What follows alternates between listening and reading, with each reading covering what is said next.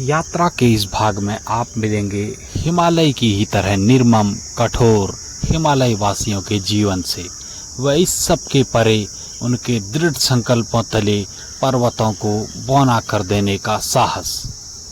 रुककर रंग बिरंगे बुरांस के फूलों ने तरोताजा किया तो सहसा सामने की कठिन चढ़ाई पर उतरते एक राहगीर से इस दुर्गम सड़क पर चलने का साहस मिला।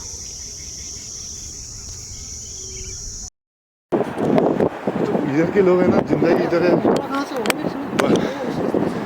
जन्म मृत्यु सब इधर ही है। सरसराते ग्लेशियर के ठंडे पानी में डुबकी लगाते ब्राउन डिपर नामक पक्षी से भी रूबरू हुए। एक पक्षी प्रेमी होने के नाते मेरे लिए यह अद्भुत संयोग था।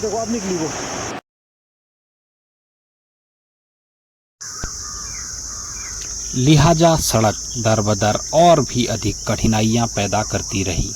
मेरी माने तो यहाँ छोटी गाड़ियों से आने से बचना चाहिए या आप उतने ही पहाड़ों पर कुशल ड्राइवर हों। अब आगे सड़क कम व पगडंडी अधिक नजर आने लगी। साथियों को पुनः पीछे उतार दिया। चढ़ाई यूं तो 200-250 मीटर ही रही होगी, परंतु गाड़ी इस दुर्गम चढ़ाई पर बुरी तरह गर्म हो गई। आगे सीधी ढलान पर रोककर ठंडा होने के लिए कुछ देर बोनट खोलकर छोड़ दिया।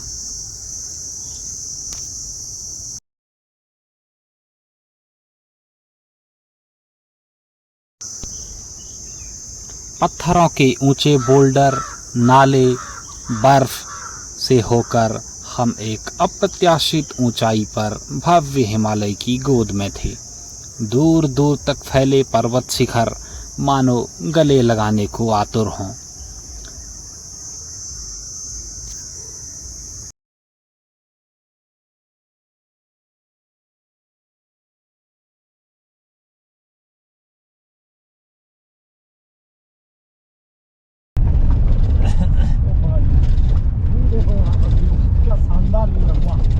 असल में यों ना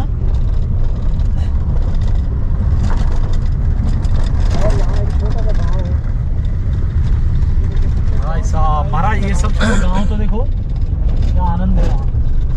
हट बने हैं लंबे समय से वीरान इस सड़क पर अचानक एक खूबसूरत गांव के दीदार हुए, परंतु गांव के सभी घर प्रायः खाली थे।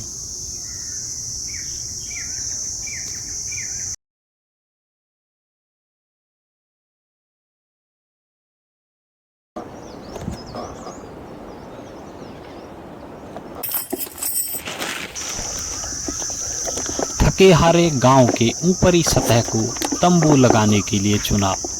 पता चला कि यहाँ से प्रातः पंचाचूली श्रृंखलाओं के अद्भुत दर्शन होते हैं।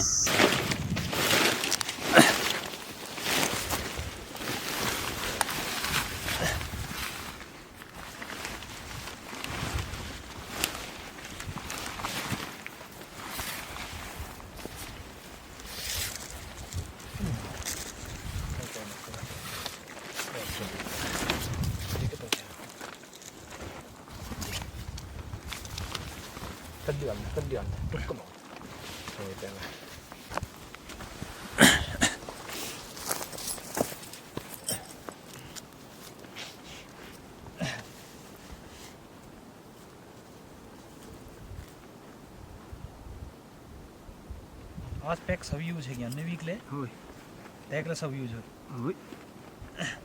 बालों की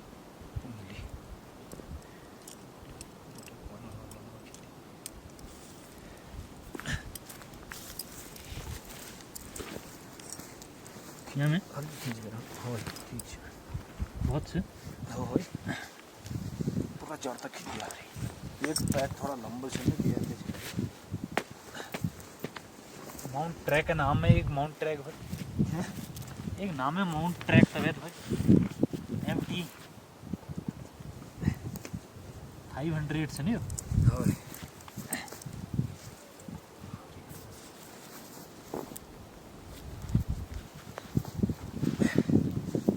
अच्छा ये बाहर का रखना है कि भीतर का मुंह बाहर अब आइरहेको कहीँ रस्सी रस्सी आती दो बात दी बात ना रहता मैं हैं रस्सी ना बात रहा कुछ रस्सी ना बात रहा जरा ना बात रहा मैं रस्सी यही में चल सकता हैं एक्सचेंज झेल देती है 60-70 की स्पीड झेलती है बड़ी थे ये बज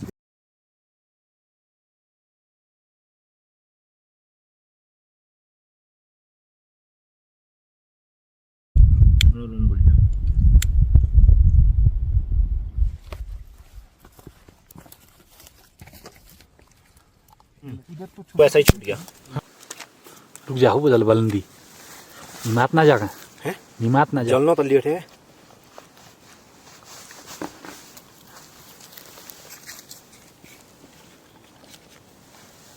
ठंडा बहुत होगा फिर आसमान खुलने पर हाँ, ठीक है लेकिन एटलीस्ट धूप भी निकलेगी ना हाँ सूरज भी निकलेगा तो मजा आएगा हाँ टेंट लगाकर हिमांक से नीचे के इस तापमान पर आग ही एक सहारा है।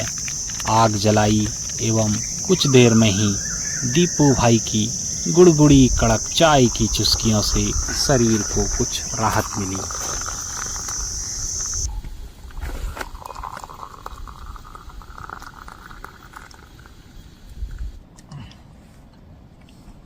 उसके बाद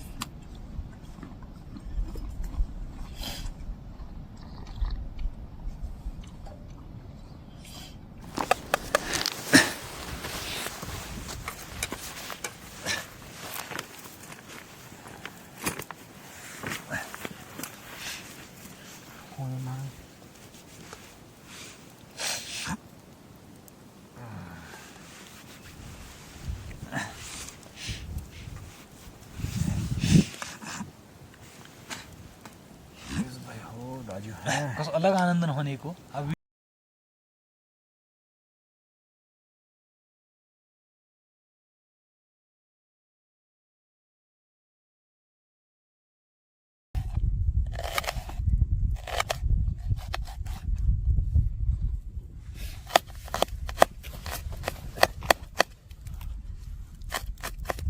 तो ना लेयर उतना पहनने इतना कंफर्टेबल हो जाएगा मेरे जैसा अभी मैं बहुत कंफर्टेबल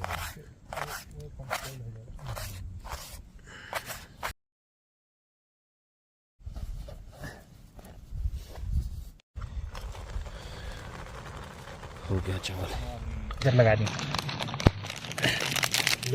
चलो भाई खड़ा मसाला डालते हैं पहले 4-5 हज़ार तो खर्च हो गई हरा मिर्च मैं थोड़ी देर लेट हो ये दिखा दीजिए बिजाली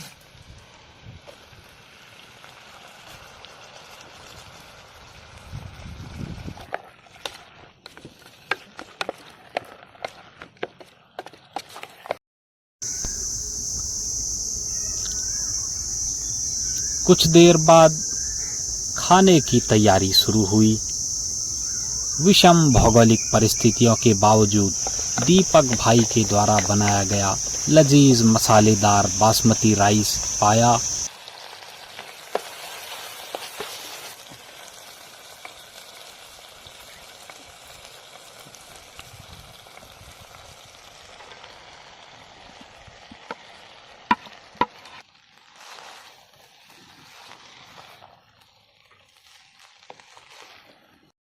बाप रे चावल कितने ठंडे है वो फिर इतनी ठंडी ठंडी हवा चली बर्फीली हवा चल रही है क्या समझ रहे हो ये मतलब गर्म रहेगा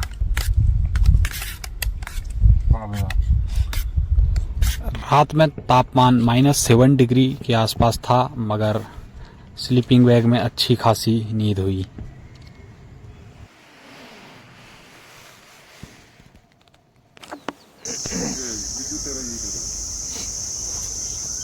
तड़के भोर के 3:15 पर नींद खुली। आसमान से टपकती वर्षा की बूंदें टेंट के ऊपर गिरती। ऐसे लगता मानो देश दुनिया से अनछुए इस निर्जन एकांत हिमालय में कोई भोर का मधुर राग छेड़ रहा हो।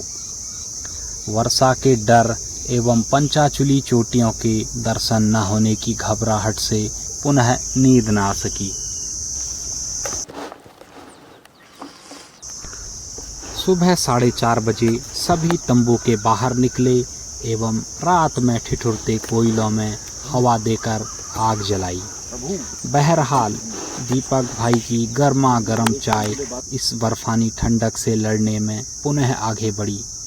चुस्कियां लेते हुए कुछ देर रुके, सहसा बादल छटने लगे एवं चारों तरफ पहाड़ों पर श्वेत मखमली बर्फ की चादर ओढ़ी हुई दिखाई दी।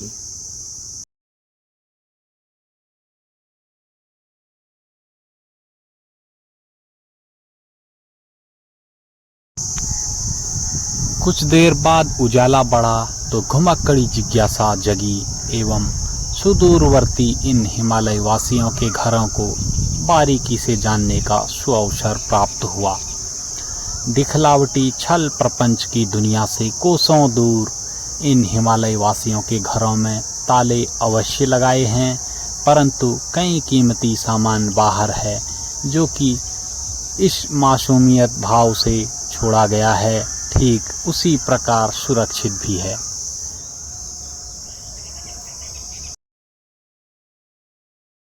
सभी घरों की बनावट हिमालय की तिब्बतियन शैली की है, जिनमें पत्थर, स्लेट, देवदार की झीनी खुशबूदार लकड़ी व कहीं कहीं छतों पर टीन का भी उपयोग किया गया है।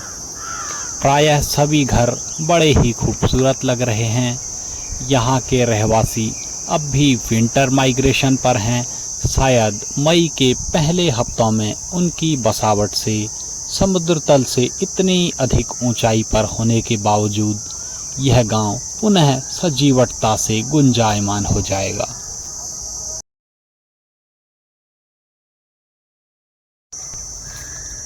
प्रत्येक घर के मुख्य दरवाजे पर झाड़ीनुमा कांटों का डला होना पहले पहल तो बड़ा अचरज भरा लगा, परंतु पास के ही एक अकेले घर में होम स्टे चला रहे भूपेश दुखताल जी से मालूम हुआ कि यह तरकीब हिमालयन ब्राउन बियर यानी कि भूरे भालू से बचाव के लिए निजात की गई है एवं काफ़ी हद तक कारगर भी है।